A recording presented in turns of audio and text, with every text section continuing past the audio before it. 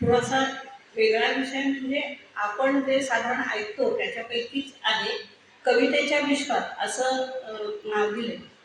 माझ्याकडे साधारणपणे अनेक जो कवी आवडेल, जो कवी आवडेल आणि ज्या कवीची कविता आवडेल, भावपूर्ण, अर्थपूर्ण, गेयपूर्ण असेल, त्याची लिहून काढायची सवय खूप पूर्वीपासून असल्यामुळे कधीतरी आपण ते बघतो, वाचतो आणि मग परत ते पूर्वानुभव घेतल्यासारखं वाटतं.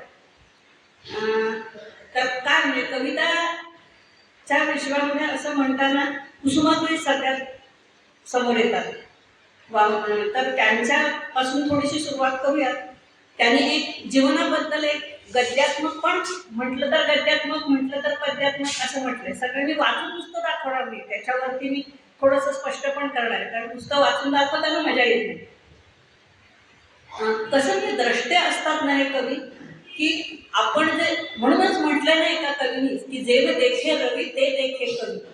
म्हणजे अगदी अगदी आदर्श वाङ्मयात केलं, प्राचीन वाङ्मयात केलं तरी सुद्धा बघा ना, वेद हे सगळे सूत्रबद्ध आहेत.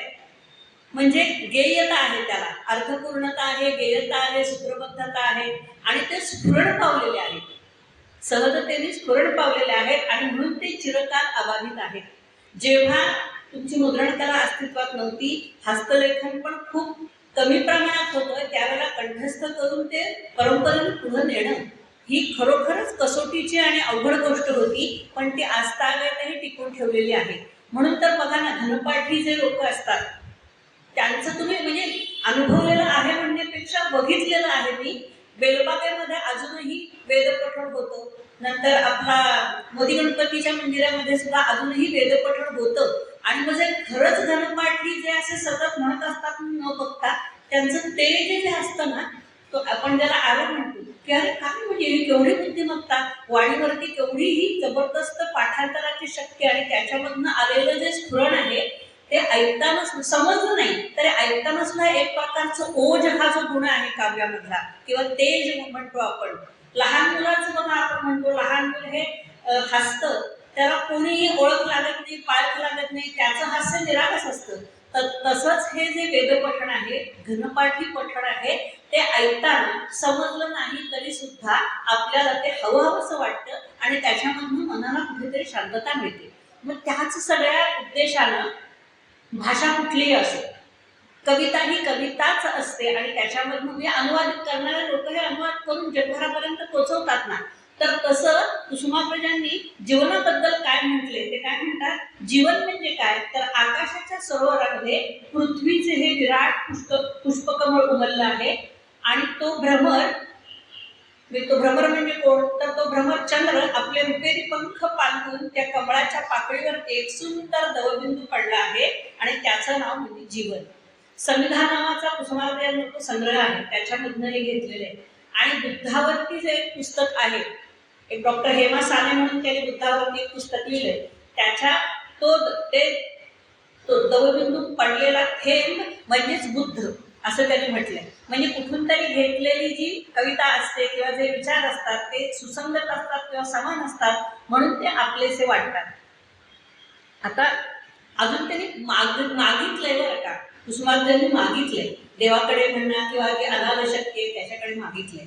तसंच समर्थाने सुद्धा मागितलंय ना, त्यांचं मागणं तर खूपच जगावेगळं आहे. जगावेगळं आहे म्हणण्यापेक्षा व्यावहारिक शहाणपणही आहे समर्थांच्या ठिकाणी आणि आध्यात्मिक बैठकही आहे.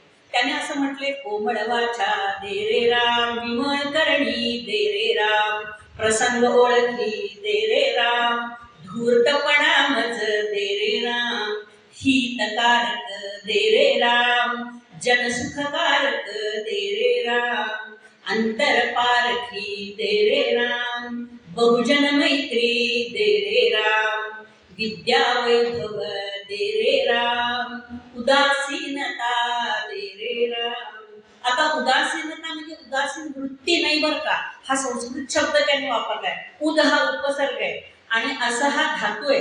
मग उद आसीन म्हणजे हेलिकॉप्टर किंवा विमान वर असतं आणि ते कसं सगळं न्याहाळतं खालचं, तसं आपण आहे त्या परिस्थितीमध्ये वर तटस्थपणे ती परिस्थिती न्याहाळणं, तटस्थपणे आपण स्वतःला बघणं, हा उदासीन वृत्ती दे राम असं ते म्हणतात. उदासीनता दे रे राम, मागो देणे दे रे राम, मज न कळते दे रे राम, तुझी आवडी दे रे राम, दास म्हणे मज दे रे राम. हे सगळं काव्यातच आहेत ना. आपल्याला माहिती असलेले शब्द आहेत, सगळे सगळे तेच गुण आहेत, पण ते काव्यामध्ये असल्यावरती ते आपलं वाटतं. म्हणून कविता ही गद्यापेक्षा पद्य हे अधिक श्रेष्ठ आहे.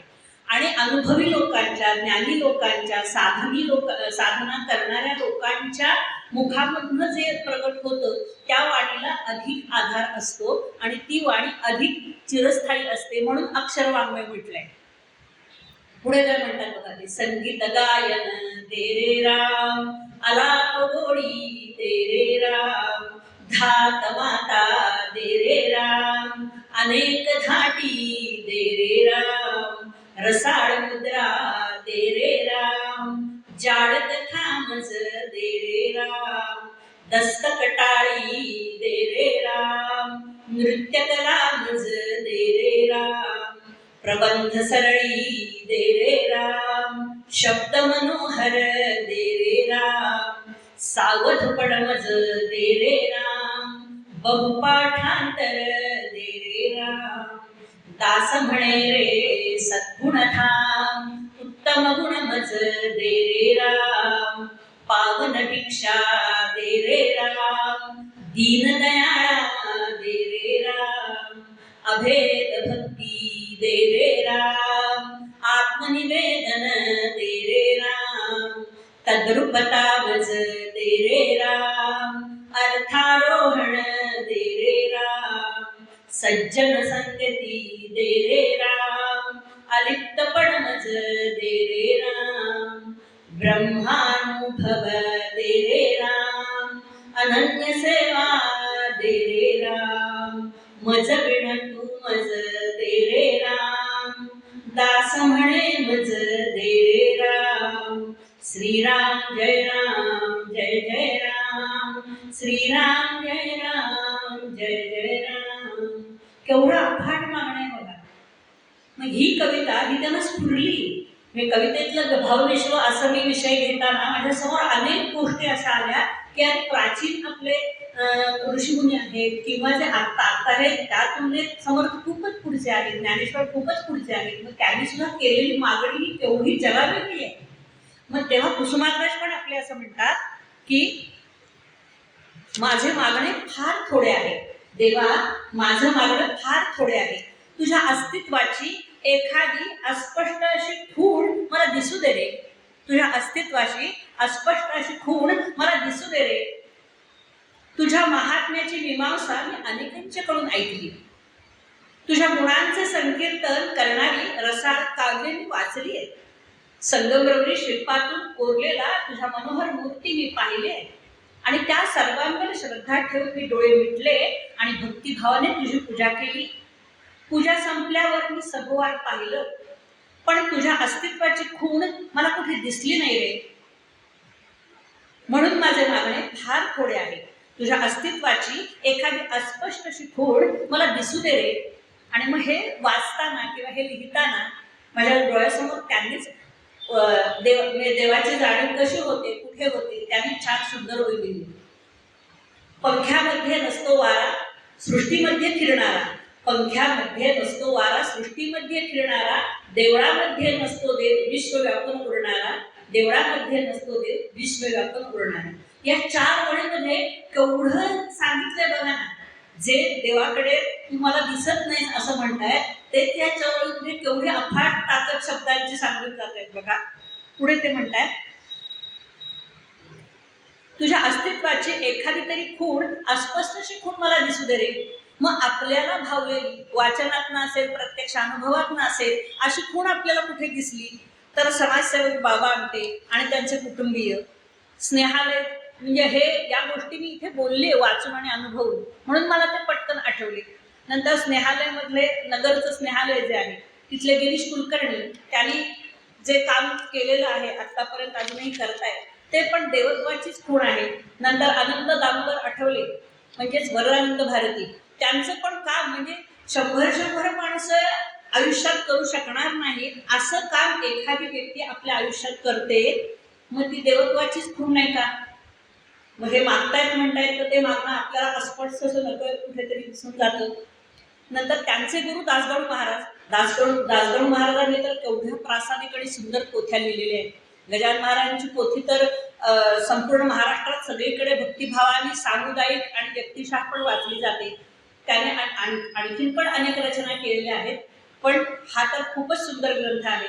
नंतर पांडुरंग शास्त्री आठवले उर्फ त्यांना दादा म्हणायचे, त्यांच्या वरती पण मी एक साधारण 7-8 वर्षापूर्वी बोलले होते. देह झाला चंदनाचा हे पुस्तक आहे त्यांचं, आणि त्यांनी पण अनेक सामाजिक उपक्रम संघटनांनी इतके निर्माण केले आणि त्याला आध्यात्मिक अधिष्ठानाची बैठक दिली.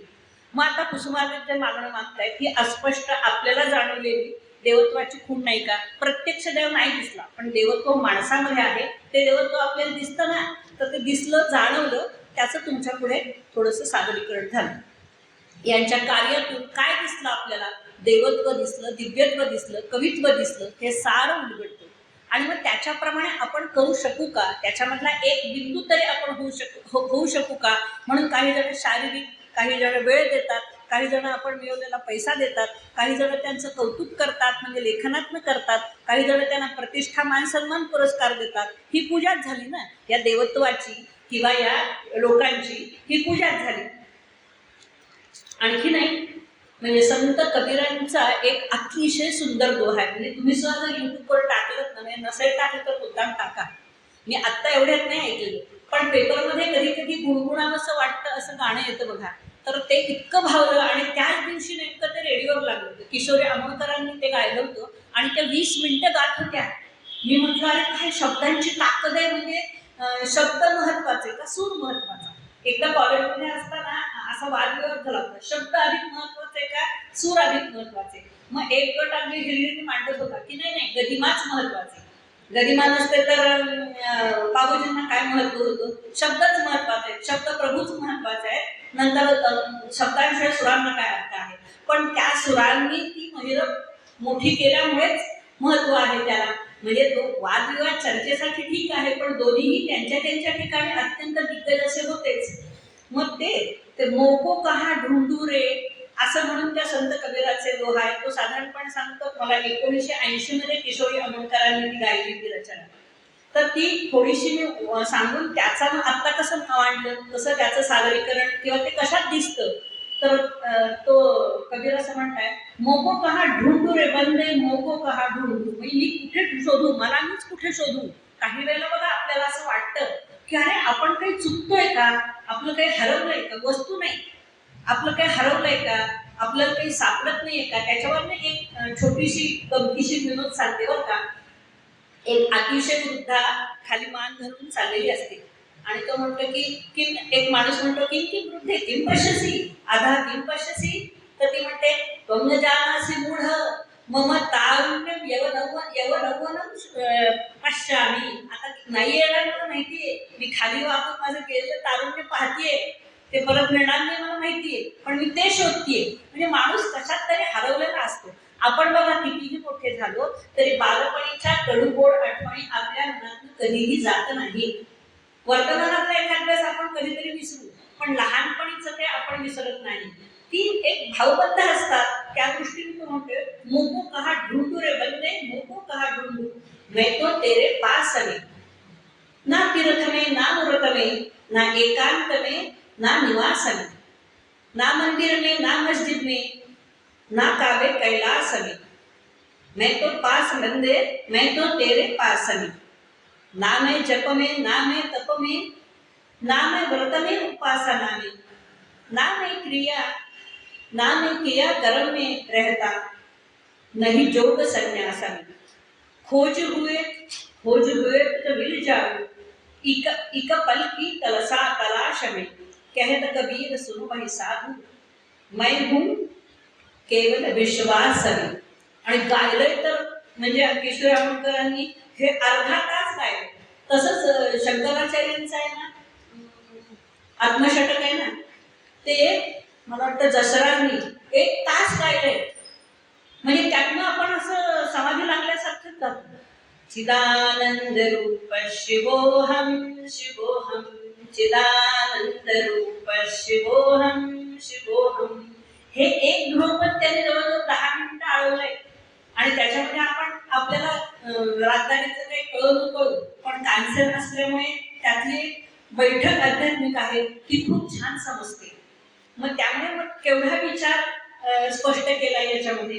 म्हणजे भक्ती, ज्ञानयोग, कर्मयोग, नामयोग, तीर्थयात्रा, मूर्तीपूजा, एकांत किंवा लोकांत, योगी, संन्यासी या सर्वांमध्ये देव नाहीये, तो गवसणारा नाहीये. असा तो कशात आहे तर विश्वासामध्ये देव आहे, तो तुझ्यामध्येच आहे असं ते सांगतायत. आपला आपल्यावरती विश्वास पाहिजे. काही माणसं स्वतः संभ्रमित अवस्थेत असतात, त्यामुळे ते पटकन कोणाच्याही अनुकरण करण्याच्या आहारी जातात. मग चांगलं आहे का वाईट आहे ह्या बुद्धीचा विचार बुद्धीने विचार करत नाही ते. तर मग माणसातील चांगुलपणा आणि देवभाव आणि असुरभाव पण असतो ना माणसाच्या ठिकाणी. काही वेळा तो चांगुलपणाने नाही वागला तर तो असुरभाव पण असतो. तर कामाच्या अहंतेपोटी म्हणजे कामाच्या अहंतेचा वारू माणसावरती गाळून करतो आणि तो अहम कमी होण्यासाठी विनय, नम्रता, सद्भाव, सत्कृती ही गरजेची असते. कबीराच्या डोळ्यातलं चिंतन स्थलकालातीत आणि व्यक्तिनिरपेक्ष आहे असं अगदी म्हणजे ऐकल्या किशोरीताईंचं ऐकल्यावर तर आपण अगदी मंत्रमुग्ध होतो. आपली झोप सुद्धा उडते, झोप लागत नाही. कधी कधी राजधानीमध्ये आपण झोपून जातो, पण तो ऐकत असताना 3-3 वेळा 4-4 वेळा आळवल्यानंतर त्याच्यामधला अर्थाचा गाभा आपल्यामध्ये झिरपत जातो, आपल्यामध्ये उतरत जातो आणि आपण कधी काही चांगलं केलंय का, केलं नसेल तर आता काही करता येईल का. जगामध्ये आपल्याला प्रत्येकातलं उणं दिसतं, ते उणं न दिसता असं काही चांगलं ऐकल्यानंतर प्रत्येकातलं आपल्याला सकारात्मक आपण शोधायला लागतो. असं पण चांगलं कविता ऐकण्याचा, कविता शब्द मी जरा थोडासा काय ढोबळपणाने वापरते, पण असं चांगलं ऐकण्याचा, नादसंपन्न, सुरसंपन्न, अर्थपूर्ण असं ऐकल्यानंतर आपणही अधिक संपन्न होतो आणि कबीर आणि त्यांच्या अनुषंगाने त्याने गाणारी पण आपल्याला संपन्न करतात. आता अजून एक कुसुमाग्रजांची अगदी भावपूर्ण आणि अर्थपूर्ण अशी वाचताना ऐकतानाच मनाचा ठाव घेणारी कविता आपण बघूया.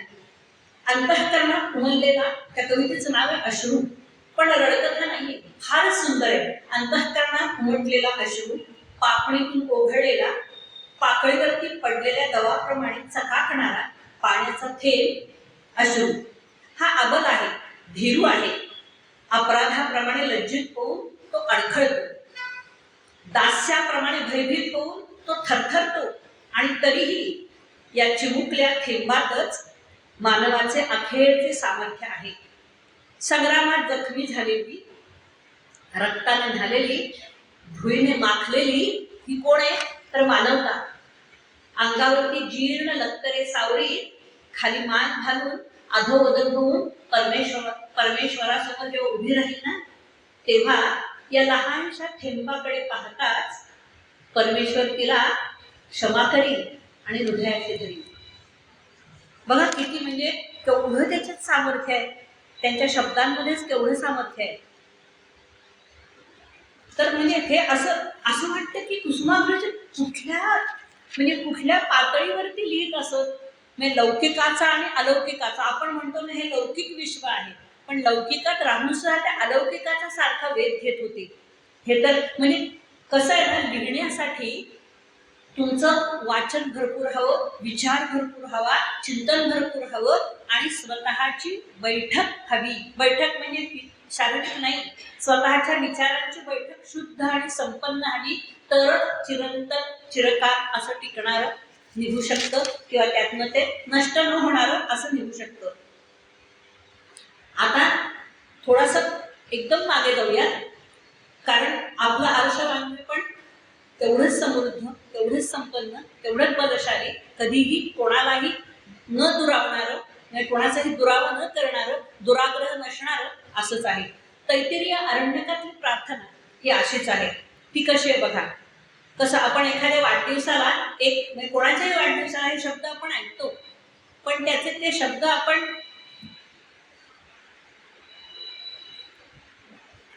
काय म्हणतो बघा आपण, ओम पश्येम शरद शतम, म्हणजे शरद ऋतूमध्ये हवा चांगली असते आणि तसं आम्हाला शरद ऋतू 100 वर्ष बघायला मिळावा चांगलेपणी, म्हणजे आमचे नेत्र चांगले राहावे.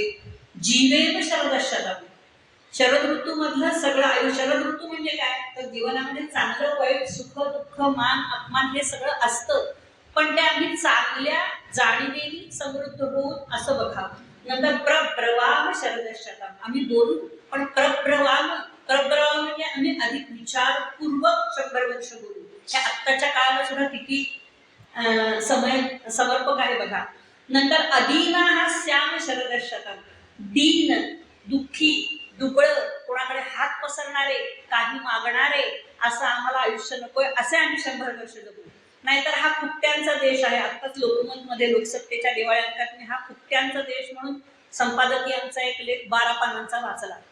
सोयी सुविधा तुम्हाला ज्यांना नाहीये त्यांच्यासाठी करतात, पण मग ज्यांना सगळं आहे ते का त्यांचा उपयोग घेतात. मग अदीन आम्ही दीनपणे दुबळेपणे कोणापुढे हात पसरणारे होऊ नये, स्वाभिमानाने स्वकर्तृत्वाने आम्ही जगावं, ही प्रार्थना त्याच्यामध्ये आहे.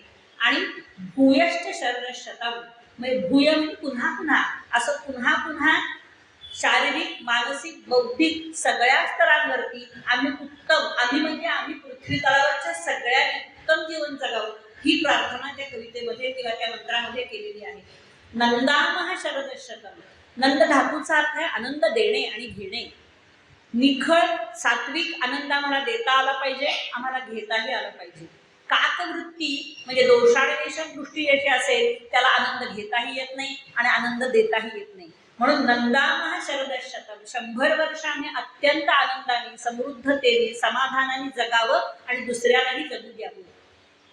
आणि मोदाम शरदशतम, आता मुद धातूचा अर्थ पण आनंद देणे हाच आहे, पण आणखी मग आमोद आणि प्रमोद अशी गणपतीची नावं आहेत बघा.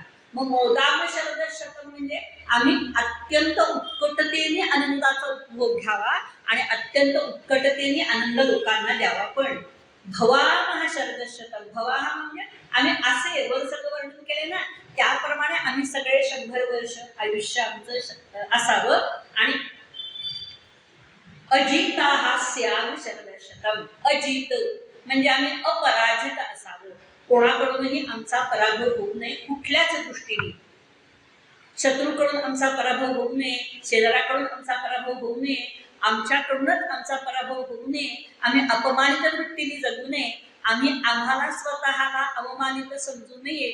ह्या सगळ्या गोष्टी बारकाव्या आहेत त्याच्यात दिले. ही पण एक प्रकारची प्रार्थना कविता अत्यंत प्राचीन काळात केलेली आणि चिरकालातीत आहे. कुठल्याही काळाला कुठल्याही व्यक्तीला आणि कुठल्याही धर्मनिरपेक्ष असा विचार करून सुद्धा ही प्रार्थना कविता रूपी स्फुरलेली आहे. ती अत्यंत सुंदर अशीच आहे. आणखीन बघा, स्वस्ती प्रजाभ्य परिपालयताम, स्वस्ती म्हणजे कल्याण, सगळ्यांचंच कल्याण हो, म्हणजे परत ज्ञानेश्वरांचं बसायला आलं इथे. नंतर न्यायेन मार्गेण महिमहिषाः म्हणजे जे पृथ्वी तलावरती कुठल्याही प्रांतामध्ये कुठल्याही देशामध्ये कुठल्याही पृथ्वीवरच्या कानाकोपऱ्यामध्ये जो राजा म्हणून असेल, महान ईशः जो राजा म्हणून असेल, त्यानं न्याय मार्गाने लोकांचं पालन करावं. आणि गो ब्राह्मणेभ्यः शुभ अस्तु नित्यम, आणि गो म्हणजे गाय, कारण ती आपल्याला हितकारक आहे, आपल्याला आपलं पालन पोषण तिच्यामुळे होतं आधी. आणि ब्राह्मण म्हणजे तत्ववेत्ता, जातीवाचक शब्द इथे वापरलेला नाहीये, जो तत्व जाणतो. ब्राह्मण ब्रह्म जानाति इथे ब्राह्मण हा जो तत्ववेत्ता आहे. आणि गाय ही पशु असली तरी सुद्धा सावरकरांनी म्हटलंय गाय हा उपयुक्त पशु आहे आणि काही चुकीचं विधान केलं नव्हतं त्यांनी. मग त्यांचं सुद्धा हित व्हावं. लोक हा समजता सुखीनो भवन्तु, सगळी लोक ही सुखी व्हावी. आणि पुढे बघा, काले वर्षतु पर्जन्य, अतिवृष्टी पण नको आणि अनावृष्टी पण नको. पृथ्वी सस्यशालिनी, फक्त आमचा देश नाही, पृथ्वी सस्यशालिनी, सस्य म्हणजे शेतामध्ये उगवतं ते पीक, आणि त्याने ती समृद्ध व्हावी. आणि देशोयम क्षोभरहितो, मग नागपुरात काय झाले आत्ताच कालच आपण बघितलं की क्षोभरहितो देश हा अयम क्षोभरहितो, हा देश क्षोभरहित म्हणजे परत गीता आली, क्रोधाद्भवति समूहः समूहात् स्मृतिविभ्रमः स्मृतिभ्रंशात् बुद्धिनाशो बुद्धिनाशात् प्रणश्यति. राग आला की तो अनावर झाला की माणूस काय करेल हे सांगता येत नाही, त्याचं त्याला सुद्धा समजत नाही. थोडा काळ मध्ये गेला की तो म्हणतो अरे रागाच्या भरात मी काय करून बसतो, म्हणून म्हटले त्यांनी इथे की देशायन शोभरहित आणि ब्राह्मण संतु निर्भया. म्हणजे सगळे ब्राह्मणाचा शब्दाचा अर्थ सांगितलं काय अभिप्रेत आहे म्हणून की हा ब्रह्मजानाती ब्रह्म म्हणजे तत्व. मग कुठल्याही गोष्टीतलं जो तत्व जाणतो समजतो तो निर्भय असावा.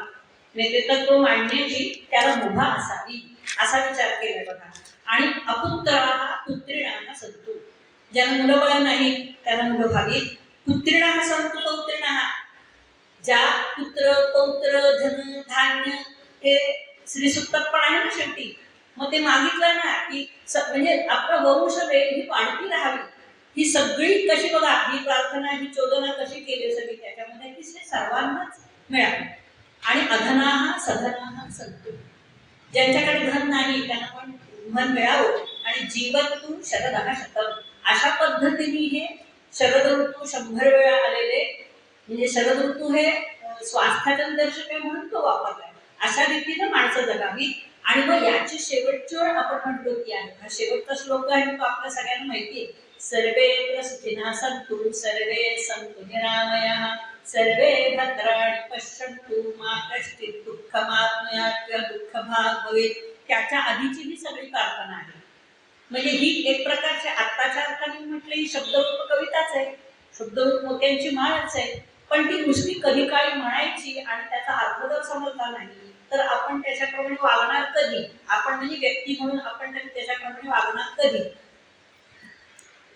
त्याच्याच अनुषंगाने कुसुमाग्रजांनी आपल्याकडे पूर्वी रेशन कार्ड होते बघा. आता आपण रेशन कार्ड वापरत नाही. रेशन कार्डच्या पाठीमागच्या बाजूला मी शोधून काढले. रेशन कार्डच्या पाठीमागच्या बाजूला कुसुमाग्रजांची कविता अप्रतिम कविता होती. भली मोठी आहे पण त्याच्यातील 4च ओळी इतक्या सुंदर आहेत. म्हणजे जेव्हा देशाला स्वातंत्र्य मिळून 50 वर्ष पूर्ण झाली तेव्हा त्यांनी ही कविता केलेली आहे. त्या असं म्हणतात 50ची उमर गाठली अभिवादन मज करू नका. 50ची उमर गाठली अभिवादन मज करू नका. मी जगविते हात जोडून वाट वाकडी धरू नका. मी जगविते हात जोडून वाट वाकडी धरू नका. बोथट पुतळे पथा पथांगर. बोथट पुतळे पथा पथांगर ती थोरांची विटंबना. क्षणभर त्यांचा मार्ग अनुसरा वांझ गोडवे गाऊ नका. बघा ना केवढं म्हणजे जसं मगाशी मी म्हटलं त्याप्रमाणे आता ह्या 2च ओळीतनं त्यांनी केवढं सार सांगितलंय. पण हे वाचायला जातं कोण. हे जर राज्यकर्त्यांनी हे जर तरुणांनी हे जर प्रत्येक पक्षातल्या कार्यकर्त्यांनी समजून वाचलं तर सगळे पुतळे बाजूला होते. कारण त्यांचा मार्ग आम्ही अनुसरण करतोय. आम्हाला त्यांच्या पुतळ्याची आवश्यकता वाटतच नाहीये. आणि नास्तिक आस्तिक असा कुणीही नास्तिक आस्तिक असा कुणीही माणूस कीटच देव पहा. माणूस म्हणजे पशु नव्हे हे ज्याच्या हृदयात वसे. नर नारायण तोच असे. लाख लाख जन माझ्यासाठी जळले मेले विसरू नका. मी जगविते हात जोडून वाट वाकडी धरू नका. म्हणजे ही अगदी 4च ओळी याच्यातल्या मी लिहिल्या. खरं म्हणजे ती जवळजवळ 3 पानांची कविता आहे. कारण ती मोठी कविता वाचून त्याच्यावरती विचार करायचं म्हटलं तरी अर्धा तास लागेल. पण मी म्हणलं आपल्याला जे भावलेलं आहे ते थोडं थोडं तरी स्पर्श करून तरी पुढे जावं म्हणून. आणखी नाही बरं का तेलुगू मैत्रीण होती माझी तर तिला तेलुगू आणि मराठी दोन्ही येत होतं. तर डॉक्टर सी नारायण रेड्डी म्हणून तेलुगू माणसांनी आपण साधारण 4 कडव्यांची म्हणजे ओळी असतात तर त्यांनी पंचपदी नावाचं एक काव्य केलं. त्याच्यामध्ये जास्त कडवी नाहीये. एकूण मला वाटतं 58 कडवी आहेत. आणि त्या पंचपदीसाठी त्यांना ज्ञानपीठ पुरस्कार मिळालेला आहे. तर तिने त्याचा अनुवाद केला होता त्या सगळ्या पंचपदीचा. आणि तो पण म्हणजे अप्रतिमच आहे. फार सुंदर आहे. तर त्यातली फक्त 2 तुम्हाला मी कारण मी कवितेच्या विश्व असा विषय घेतल्यामुळे मी म्हटलं थोडा स्पर्श करून आपण सांगण्याचा प्रयत्न करावा. तर त्याने काय म्हणतात बघा मी हे मराठीतून सांगते की शब्दाला किंमत येते संस्कारामुळे. शब्दाला किंमत येते संस्कारामुळे. सैन्याचे संचलन होते सहचरणामुळे. सैन्याचे संचलन होते सहचरणामुळे. अनुसरण ही अनिवार्य क्रिया आहे. अनुसरण ही अनिवार्य क्रिया आहे. आणि आत्मविश्वास गरजू लागतो अनुभवामुळे. माणूस माणूस आत्मविश्वास कधी होतो, त्याला अनुभव असेल ठामपणे सांगू शकतो. म्हणून ते म्हणतात की आत्मविश्वास गरजू लागतो अनुभवामुळे आणि समाज मोठा होऊ लागतो समभावामुळे. समान विचार लोकांचं जमतं की हो, इथे जातपातीचा प्रश्न येत नाही. समान म्हणजे समान मंत्र समिती समान. आपण जेवताना सुद्धा म्हणतो ना की म्हणजे जे आम्ही अन्न घेतो ते आमचं वीर्य, म्हणजे आमचं पराक्रम. आम्ही एक सहना भवतु सहनौ भुनक्तु सह वीर्यं करवावहै तेजस्विना अधीतमस्तु मा विद्विषावहै. आम्ही द्वेष आपापसात करू नये. किती अर्थपूर्ण मंत्र आहे. आणि मंत्र म्हणजे काय? मननात त्रायते किती मंत्र. मननातनं चिंतनातनं जो आपलं वैचारिक आणि रक्षण करतो त्याला मंत्र म्हणतात.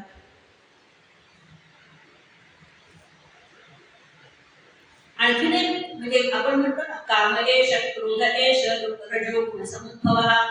म्हणजे हे किती आलं खरं की इच्छा असणं हे चूक नाहीये, पण आसक्ती असणं हे खूप वाईट आहे. हे समजून सुद्धा 99% माणसं त्याच्या बळी पडतात. त्याच्यावर त्यांनी काय खूप छान केले बघा की हे कुसुमाग्रजांचं आहे. धनधान्य दारी असता दौड म्हणतो लोभ. धनधान्य दारी असता दौड म्हणतो लोभ. सोने नाणे गाठीस असता माग म्हणतो लोभ. सोने नाणे गाठीस असता माग म्हणतो लोभ. अति तेथे माती होते सूत्र एवढे ध्यानी घ्यावे. अति तेथे माती होते सूत्र एवढे ध्यानी घ्यावे. आहे तेवढी अल्पनिद्रा नष्ट करतो लोभ. आहे तेवढी अल्पनिद्रा नष्ट करतो लोभ. गीता तरी वेगळं काय सांगते? आता मगाशी म्हटलं काम एष क्रोध एष रजो गुण समुद्भव महाशनो महापाप्मा. त्याला अत्यंत अशन म्हणजे खादाड, अत्यंत खादाड आहे लोभ आणि महापापी आहे. तुमचं मागचं काही बघतच नाही. महाशनो महापाप्मा विद्येन वैरिणं. म्हणजे हे असं वेगवेगळ्या ठिकाणचं काढत असताना त्याच्यामध्ये सूत्र एक धागा एक काय आहे हा पण विचार आपल्याला कळतो. आणखीन एक गदिमा पण केवढ्या उंचीचे होते बघा. म्हणजे आपल्यापैकी तर सगळ्या जणांनाच माहिती आहे पूर्वी रेडिओवरती हार बीर घालून अत्यंत भावुकतेने गीतरामायण ऐकलं जायचं. म्हणजे त्याच्या पुढची रेकॉर्ड्सवर त्याच्या होत्या. आणि माझे वडील त्यांना शेवटी थोडेसे आजारी होते तर म्हणायचे मला शेवटच्या दिवसात ते गीतरामायण ऐकायचं. आणि शेवटची जेव्हा ते शेवटचं गीतरामायण ऐकत होते 52 का 54 तेव्हा ते म्हणले आता मी उद्यापासून काही ते ऐकणार नाही, आम्हाला काही कळलं नाही, ऐकणार नाही. मी म्हटलं परत तुम्हाला ऐकायचंय का? आणि ते गीत शेवटचं ऐकून झालं त्या दिवशी ते गेले. म्हणजे ही लक्षात राहिलेली गोष्ट म्हणून सांगितली. तर गदिमांचे युद्धानंतर म्हणून त्यांचं अफलातून कविता आहे. युद्धानंतर काय जगावर, युद्धानंतर काय जगावर राज्य नांदणे शांतीचे. मी युद्ध झाल्यानंतर शांतीचं राज्य जगावर नांदेल का? युद्धानंतर चढतील गगनी काय मनोरे नीतीचे. युद्धानंतर चढतील गगनी काय मनोरे नीतीचे. त्याने प्रश्न विचारून त्याच्यातच नाही असं म्हणून उत्तर देऊन टाकलं. युद्धानंतर नंतर नका होईल अवघ्या विश्वाचे. छे छे नाही युद्धोत्तर मज प्रयत्न नाही युद्धोत्तर मात्र प्रयत्न दुसऱ्या युद्धाचे. एका युद्धाची समाप्ती दुसऱ्या युद्धातच होण्यामध्ये होते. आता आपण बघतोय ना इस्रायल आणि हे सगळं युद्धात बघतोय इतरांच्या हस्तक्षेपाने काही दिवस थांबतात ते पुन्हा नव्या उमेदीने युद्ध करण्यासाठीच असतं. आता दुसऱ्या एक शांताशेळके ह्या एक माझ्या अतिशय लाडक्या आणि अत्यंत जवळच्या अशा कवयित्री लेखिका आहे. त्याला भेटण्याचाही 4-5 वेळेला योग आला होता. कारण अरुणा ढेरेही आमच्या वर्गामध्ये असल्यामुळे आम्ही विषयावर जायचो त्यांच्याकडे 2-4 वेळा गेलेलो आहोत. त्यांची श्रद्धा आणि बुद्धी नावाची कविता आहे. आपल्याला बघा काही वेळेला आपण अत्यंत श्रद्धेने म्हणजे मनापासून करतो, पण बुद्धी म्हणते की गरज आहे दुसरी कोण नाही, आपल्यालाच आपण कधी म्हणतो हे एवढं केलं काही गरज आहे, आता काही देवा तुला करणार नाही. तुझं देवाचं असं नाही आता हे काही वाच इतके दिवस केलं आता माझ्यासाठी काही होत नाही अशा कारण पण देत असतो. पण ती श्रद्धा आणि बुद्धी ही इतकी सुंदर त्याने बोलकी कविता आहे. तर ते काय म्हणतात बघा. श्रद्धा जी जी पूजा स्थाने मजलागी दाविते. श्रद्धा जी जी पूजा स्थाने मजलागी दाविते. बुद्धी त्यातील दोष दे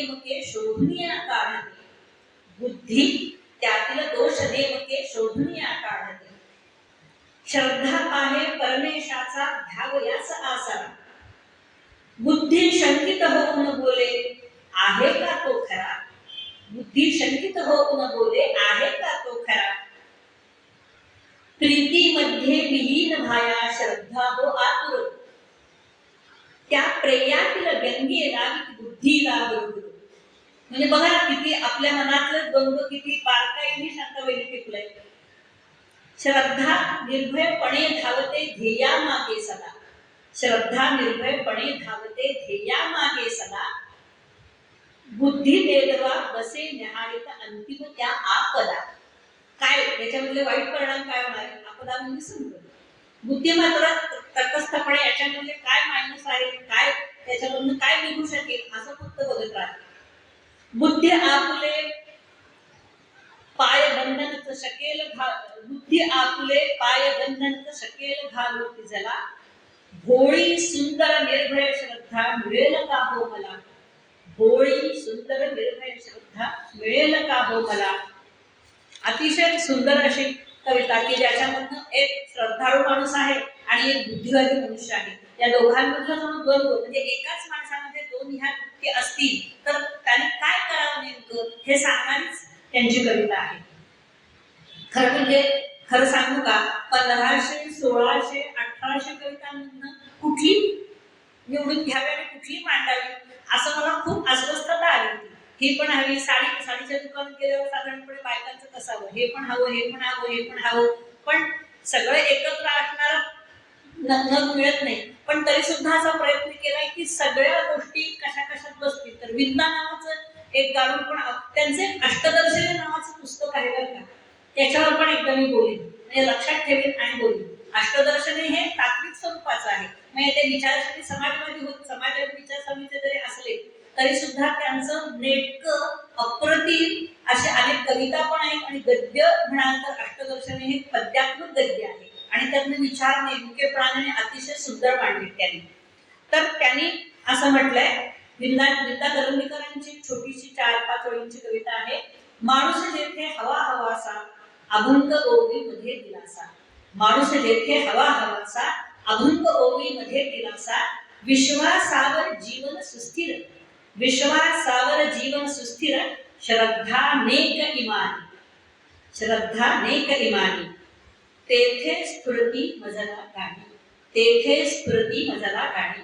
आता पुढे बघा, आपल्याला आपण इतिहासात शिकलोय की माकडाचाच माणूस झालाय म्हणून, पण केवळ मनुष्य प्राण्याला बुद्धी ही गोष्ट दिलेली आहे. बाकी इतर कुठल्याही प्राण्यांना बुद्धी, भावना, मन ह्या माणसा इतक्या प्रगतीने दिल्या नाही. आता ते AI तंत्रज्ञानाने अधिक वाढीला लागतील किंवा आपल्यापेक्षाही आपल्या वरचढ होईल, पण तो इतका वरचढ होणार नाही की माणूस संपून जाईल. तर ते म्हणतात माकड हसले त्याच क्षणाला.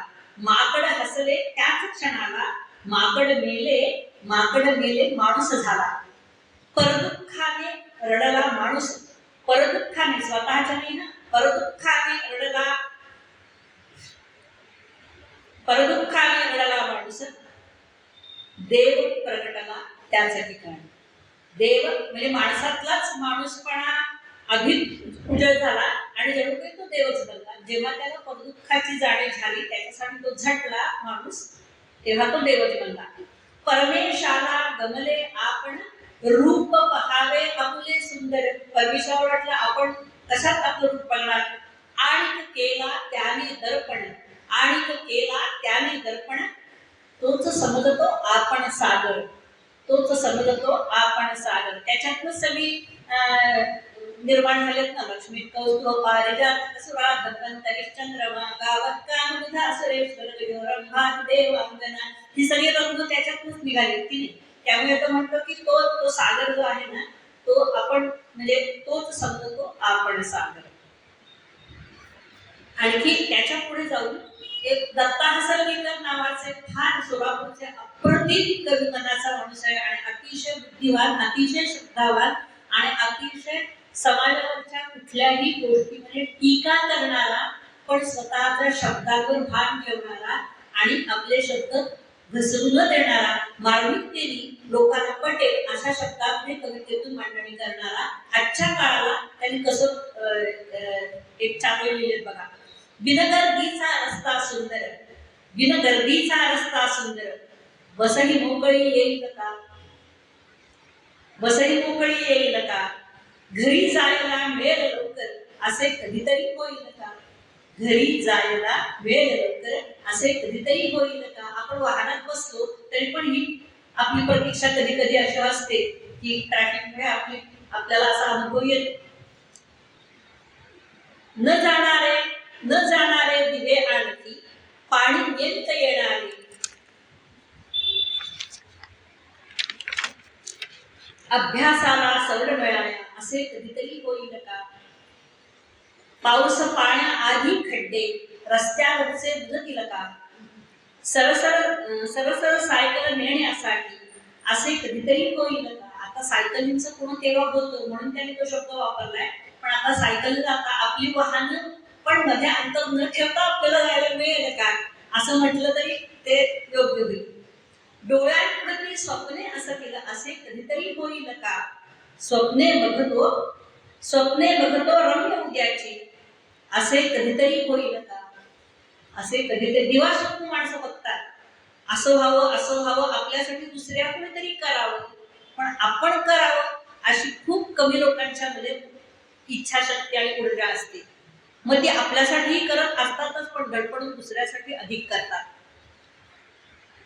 परत एकदा मला कुसुमाग्रजांची भुरळ पडली, कारण कुसुमाग्रजांच्या मी भरपूर कविता लिहून काढलेल्या आहेत. तर ते दीप लावतो अशी त्यांची एक कविता आहे आणि अतिशय सुंदर आहे. प्रसन्न झाला देव मानवा, प्रसन्न झाला देव मानवा, म्हणे माग तुझं काय हवे, म्हणे माग तुझं काय हवे, शस्त्र हवे माणूस बदला, मला शस्त्र नाही म्हणला, साध्य हवे हो पराक्रमाने. परवाचाच एक छोटा म्हणजे याच्यावरनं आठवलं म्हणून सांगते. पुणे मराठी ग्रंथालयामध्ये 8 मार्चला सुमित राघवन म्हणून ज्या नटी अभिनेत्री आहेत आणि त्या अत्यंत म्हणजे मराठी भाषेचं सेतू पूल वेगवेगळ्या शाळांमधून बांधण्याचं अतिशय सुंदर काम करतात. त्यांच्या हस्ते 6 वेगवेगळ्या क्षेत्रातल्या लहान म्हणजे 7 वर्षाची छोटी मुलगी होती, तिची संपूर्ण गीता पाठ होती, अशा 7 जणींचा कौतुक समारंभ केला त्यांच्या हस्ते. आणि मग बाकीच्या कुणाला बोलायला वेळ नव्हता, कारण त्या सुमित राघवनची मुलाखत तेजस्वी पावलेने घेतली म्हणून तो वेळ नव्हता. तर त्या मुलीला 2 मिनिटं बोलायचं होतं, तर ती बोलली काय की आपल्या प्रत्येकाच्या हातात, म्हणजे आमच्या वयोगटातल्या म्हणजे ती होती की ती 10 वर्षाची पण नव्हती, आमच्या प्रत्येकाच्या हातात शास्त्र जर असेल तरी शास्त्रापेक्षा शस्त्र हवं, म्हणजे आम्ही आमचा प्रतिकार करू शकू. आणि ह्या ऐकता क्षणीच त्या उठल्या, राघवन उठल्या आणि म्हणाल्या की अगं बाई, तुझ्या तोंडी हे पोपटासारखं पडवल्यासारखं वाटतंय, असं नको गं बाई, पहिल्यांदा आपण सामोपचाराने प्रश्न सोडवायला शिकायला पाहिजे. आपल्याकडे शस्त्र असेल पण त्याचा उपयोग कसा करायचा हे आपल्याला माहिती पाहिजे, म्हणून इतक्या बालवयामध्ये शस्त्र नको, असं त्याने तिथल्या तिथे तिला सुनावलं. मग तो माणूस बघा काय मागतोय परमेश्वराकडे, साध्य हवे हो पराक्रमाने, शास्त्र मिळाले हो समरांगण, अवघ्या भूचे हृदय विदारी, मारून या रक्तात माखून या रक्तात राहिला, पुन्हा उभा देवाच्या द्वारी, पुन्हा उभा देवाच्या द्वारी.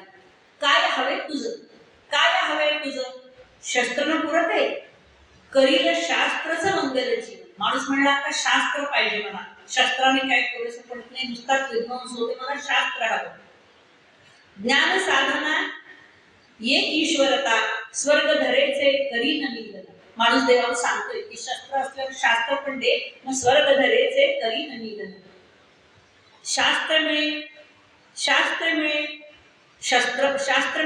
शस्त्र मिळाले, स्वर्गपरी स्वप्नात राही, स्वर्गपरी स्वप्नात राही, हतबल क्षणिक हताश माणूस, पुन्हा प्रभूच्या संगीत जाईल.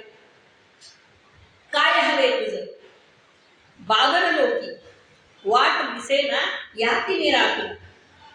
देव म्हणे तू जवळीचा आहे, दीप लावतो तव माणूसपण, दीप लावतो तव माणूसपण. आणि मग याच्यामधनं हे बघा ना कसं, म्हणजे बघितलं तर नुसते शब्द आहेत, पण शब्द तेवढे बोलके आहेत.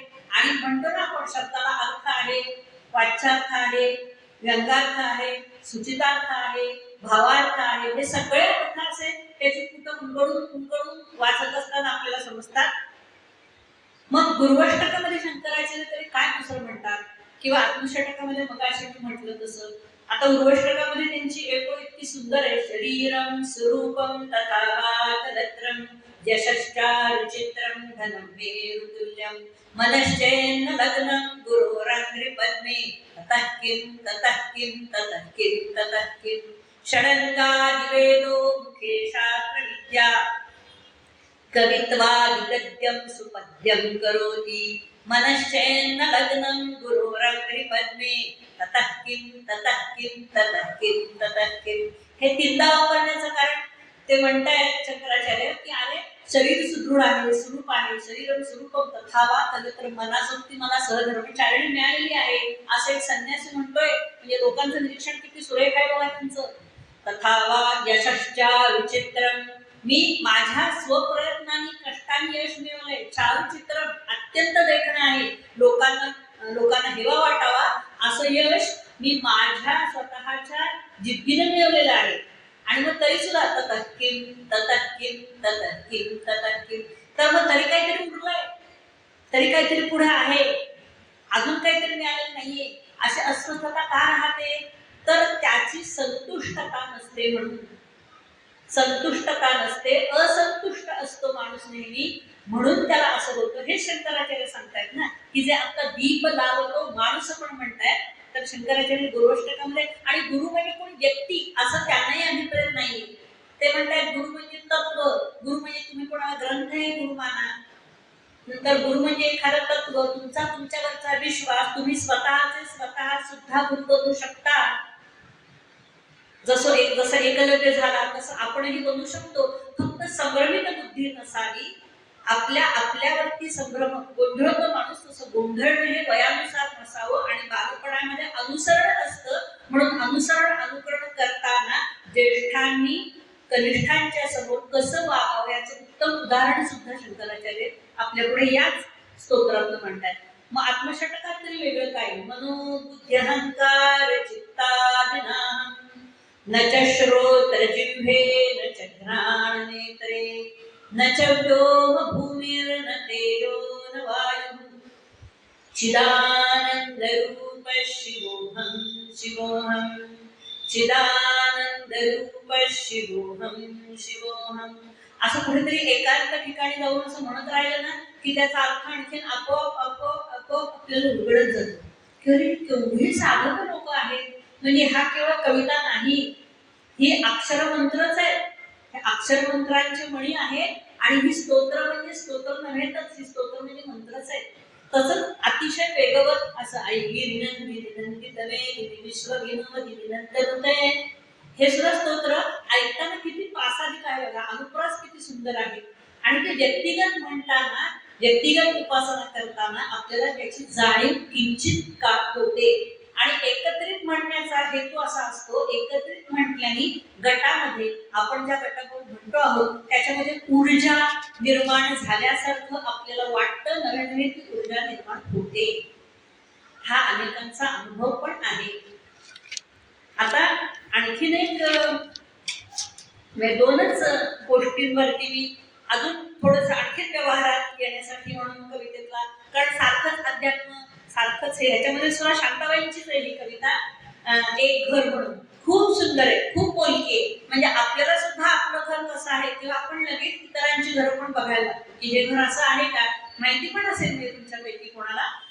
एक घर लबाड असते खिडक्यादारे बंद करते, एक घर लबाड असते खिडक्यादारे बंद करते, एक घर खादाड फार दिवसाकाठी जेवढे चार, एक घर खादाड फार दिवसाकाठी जेवढे चार, एक घर हिशेब करते मोजते पैसे बँकेत भरते, एक घर हिशेब करते मोजते पैसे बँकेत भरते, एक घर इतके तापट भांडीच करतात आदळ आपट, एक घर इतके तापट भांडीच करतात आदळ आपट, एक घर इतके भित्रे दारापाशी राखण कुत्रे, आणि एका घराची उघडी दारे साऱ्यांना म्हणते यावे यावे. एका घराची उघडी दारे साऱ्यांना म्हणते यावे यावे. म्हणजे मी असं मला सवय होती की आपल्याकडे आहेत ना बऱ्याचशा कविता, तर वर्गात पुस्तक गेले की वाचायचं. आणि मग मी मुलांना म्हणायची की तुमचं घर कसं आहे रे याच्यापैकी, तर मुला ह्याचं ना असं आहे, ह्याचं ना कसं आहे, नाही तुमचं कसं आहे, तुझं कसं आहे घर, असं विचारायची. तर एका मुलाने अगदी बोलकी प्रतिक्रिया सांगितली, मी नाव नाही सांगत त्याचं. तो म्हणाला की ताई, घरात राहायला पाहिजे ना कुणीतरी. मी म्हटलं मॉन्टेसरीत असल्यापासून आई वडिलांची डिवोर्स केस चालू आहे आणि आता तर वडिलांचा डिवोर्स म्हणजे होणारच आहे डिवोर्स. मग अशा घरात मजा, आमच्या घरात मजा नाहीच आहे, असं कशापैकीच माझं घर नाही. म्हणजे किती त्या मुलाला सुद्धा ह्याच्यापैकी किती समजलं बघा की नेमकं काय आहे भावा. आणि त्यातून झालेली गोष्ट सांगते, चांगली झालेली गोष्ट की त्याच्या आईला बोलून घेतली मी, अहो काय वर्गात असं म्हणतात असं म्हणतात. आणि चांगली गोष्ट म्हणजे अरे आपलं मुलं लहान असून 5वीतला मुलगा होता की असा विचार करतो आणि त्यांचा घटस्फोट रहित झाला. म्हणजे एखाद्या गोष्टीने चांगला परिणाम मिळायला सुद्धा कसा मिळतो आपण नकळतपणे करू बघतो, पण त्याचा परिणाम सुद्धा चांगला होऊ शकतो. आणखी नाही, तुम्ही कोण होणार हे आपण आपल्यालाच विचारलेला प्रश्न. ही मात्र सरिता पत्कींची, ती पण फार सुंदर आहे. ती म्हणते, आणि मग माझी नेहमीच्या सवयीप्रमाणे कवितेवरची कविता अशी मी येण्यापूर्वी केली ती वाचून दाखवते आणि थांबते. तुम्ही कोण होणार, नकार की होकार पंत. तुम्ही कोण होणार, नकार की होकार पंत. होणार नाही, जमणार नाही, येणार नाही, मिळणार नाही, अशा व्यक्ती लगेच तुमच्या समोर आल्या असतील बघा. सतत हाच सूर असतो, म्हणजे त्यांच्याशी बोलायची सुद्धा आपली इच्छा होत नाही. होणार नाही, जमणार नाही, येणार नाही, मिळणार नाही, कसलं जमतंय, शक्यच नाही, त्यांना लोकात शून्य भाव. कोणी त्यांच्याशी बोलत नाही, मुंडी हलवत चुकचुक करीत नकार कोपऱ्यात बसून राही. मुंडी हलवत चुकचुक करीत नकार कोपऱ्यात बसून राही. होईल की, जमेल की, येईल की, मिळेलच की, बघतो कसं होत नाही, जगात अशक्य काहीच नाही. बघतो कसं होत नाही, जगात अशक्य काहीच नाही. हिमालय ना चढून जाईल, सागर ना पोहून जाईल, याचं नाव होकारपंत. सगळ्यांना हेच पसंत, सगळे देती यांना मान, स्वागताला भव्य कमान, स्वागताला भव्य कमान. 10वीच्या रिझल्टच्या दिवशी कन्याशाळेमध्ये सेवा सदनमध्ये ही कविता बोर्डावरती इंद्रधनुष्य काढलं होतं आणि ही कविता खाली लिहिली होती. किती अर्थपूर्ण लिहिली होती बघा, है ना. म्हणजे जे अपयश त्यांना आलंय त्यांना सुद्धा हार जायची नाही, आणि ज्यांना यश भरपूर मिळाले त्यांच्या यश सुद्धा डोक्यात जाऊ नये आणि त्यांनी पण काय करावं हे सुचवणारी पण कविता होती. आता शेवटाकडे कवितेवरची कविता अशी मी स्वतः केली ती सांगून थांबूया. म्हणजे वेळेचा पण जास्त तुम्हाला कंटाळवाणं किंवा विषय ऐत्या वेळेला काल मला दिल्यामुळे मला थोडंसं ताण आला होता, पण म्हटलं आपला आधीचं थोडंसं अध्ययन असल्यामुळे आपण प्रयत्न करून बघूया. कंटाळवाणं वाटलं नाही ना. आता कवितेवरची कविता बघा. कवितेतील विश्व पाहता अचंबित मन होई, कवितेतील विश्व पाहता अचंबित मन होई, कवितेत आपल्या काय नाही, सारे सारे सारे सारे आईण्यात पाही, सारे सारे आईण्यात पाही. वेदातील सारी सूत्रे, पाणिनीची भाष्य सूत्रे, रामायण महाभारतही काव्यातूनच पुढे आले. रामायण महाभारतही काव्यातूनच पुढे आले. भाषा असं कुठलीही गद्यापेक्षा पद्य भावते, भाषा असं कुठलीही गद्यापेक्षा पद्य भावते. बघा ना, असं ज्याचं ओघवती भाषा आहे ना, म्हणजे मला तुम्हाला माहिती असलेल्या लोकांची नावं घ्यायची तर शिवाजीराव भोसले, बाबासाहेब पुरंदरे, अभिनय धर्माधिकारी असे अनेक कित्येक घेता येईल. तर ओघवती भाषा होती, त्यामुळे जणू काही त्यांचं काव्यच आहे आणि ते काव्य आपल्या समोर ते गद्यामधलं पद्य जणू सादर करतायत असा आपला अनुभव आहे. म्हणून असं मांडलं मी. राग लोभ सुख दुःख शब्द ब्रह्म कवितेत हसते. राग लोभ सुख दुःख शब्द ब्रह्म कवितेत हसते. बालगीत, नाट्यगीत, सिनेसंगीत, सुफी गीत आकाशवाणीवरती एक दोनदा ऐकलं होतं. बाउल गीत, असं बाउलपंथीय लोक असतात ते सुफी गीत अप्रतिम म्हणतात. अप्रतिम म्हणजे ऐकता ऐकता सुद्धा आपल्याला असं आपण दंग होऊन जातो. नंतर बालगीत, नाट्यगीत, सिनेसंगीत, सुफी गीत. गाणे कुठलेही असो ज्याच्या मनीचे त्याला भावते. गाणे कुठलेही असो ज्याच्या मनीचे त्याला भावते. गदिमांचे गीत रामायण आजही आपल्यावर गारुड करते. गदिमांचे गीत रामायण आजही आपल्यावर गारुड करते. बाबूजींचा स्वरही भवविश्व समृद्ध करतो. बाबूजींचा स्वरही भवविश्व समृद्ध करतो. हे आयत्या वेळेला लिहिल्यामुळे अजून आणखी लिहिलं नाही. माझी मैत्रीण आमच्या बरोबर निघाली तर म्हणलं 2 मिनिटं थांबा, मी अजून 2 वही लिहिते, मग जाऊ आपण. अशा पद्धतीने ते शेवटच्या 2 वही सुचल्या. अजूनही सुचलं असतं, पण त्याला थोडं विचार आणि शांतता लागते. पण ऐकून घेतल्याबद्दल, आयत्या वेळेचा विषय असल्यासारखा ऐकून घेतल्याबद्दल धन्यवाद.